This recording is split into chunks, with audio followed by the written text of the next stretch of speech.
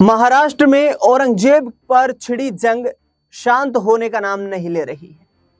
दरअसल जिस तरीके से अबू आजमी ने जो बयान दिया था उसके बाद महाराष्ट्र नहीं बल्कि देश भर के कई इलाकों में जिस तरीके का माहौल देखने को मिला, कहीं मुस्लिम समुदायों की तरफ से, मुस्लिम धर्म गुरुओं की तरफ से औरंगजेब के शासनकाल को बेहतर बताया गया, तो दूसरी ओर भारतीय जनता पार्टी ने और तमाम हिंदू धर्म के अनुयायियों ने औरंगजेब को आक्रांता की संज्ञा दी। लेकिन अब फिर से विवाद उठा है महाराष्ट्र में ही मराठी भाषा को लेकर। मुंबई के पवई क्षेत्र में लार्सन एंड टर्बो कंपनी के एक सिक्योरिटी गार्ड की ये कहकर पिटाई कर दी गई कि उसे मराठी नहीं आती है। दरअसल एक महाराष्ट्र मूल के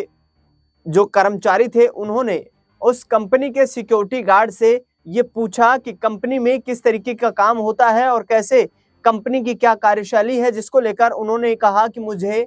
मराठी नहीं आती है। तो उन्होंने कहा कि बताइए, जिस पर सिक्योरिटी गार्ड की सिर्फ ये गलती थी कि उन्होंने कहा कि मैं मराठी नहीं जानता हूं, मराठी गई तेल लेने, मैं हिंदी में जवाब दे सकता हूं, जिसको लेकर महाराष्ट्र नवनिर्माण सेना के कार्यकर्ताओं ने जमकर उसकी धुनाई कर दी। दरअसल इसके बाद एमएनएस के अध्यक्ष राज ठाकरे ने कहा कि हम मराठी भाषा को बचाने के लिए, महाराष्ट्र की संस्कृति को बचाने के लिए और शिवाजी महाराज के आदर्शों को बचाने के लिए राजनीति कर रहे हैं। मराठी का अपमान असहनीय है, मराठी का अपमान सहन नहीं किया जाएगा। इसके बाद जिस तरीके से एक जनसभा को संबोधित करते हुए नवनिर्माण सेना के अध्यक्ष राज ठाकरे ने कहा कि हम महाराष्ट्र में शिवसेना के आदर्शों का सम्मान करते हैं और उसी के आधार पर राजनीति करते हैं। लेकिन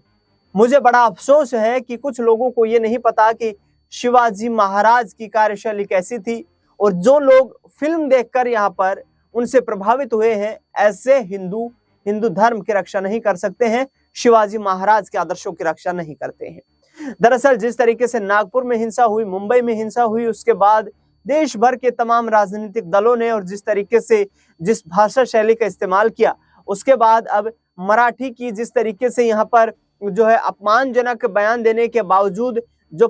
पिटाई की गई है एमएनएस के कार्यकर्ताओं की तरफ से, उस पर सरकार का साफ तौर पर कहना है कि इस पर गहनता के साथ विचार किया जाएगा, इस पूरे मुद्दे की जांच की जाएगी और इसके पीछे क्या वजह है, इसको तह तक पहुंचने का प्रयास किया जाएगा। दरअसल आपको बता दें कि जिस तरीके से महाराष्ट्र में देवेंद्र फडणवीस की सरकार है, शिवसेना और एनसीपी अजीत पवार गुट उस